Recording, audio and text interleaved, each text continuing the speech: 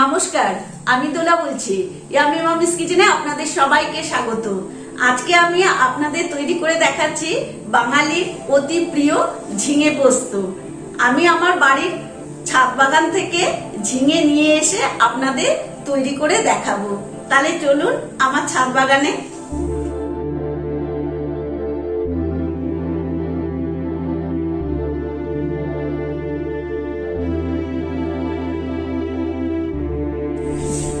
ঝিঙেগুলো আমি গাছ থেকে তুলে নিলাম।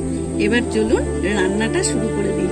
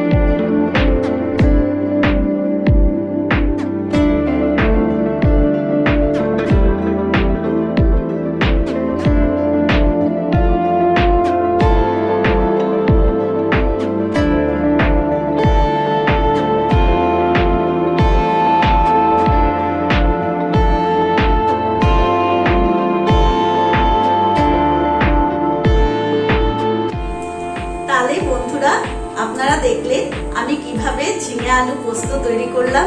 আমি কিন্তু এই পোস্ততে একটুও হলুদ ব্যবহার করিনি।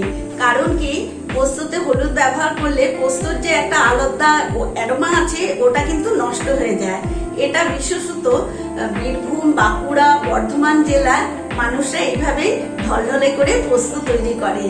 আর আপনাদের এই রেসিপিটা কেমন লাগলো অতি অবশ্যই জানাবেন, লাইক এবং শেয়ার করবেন।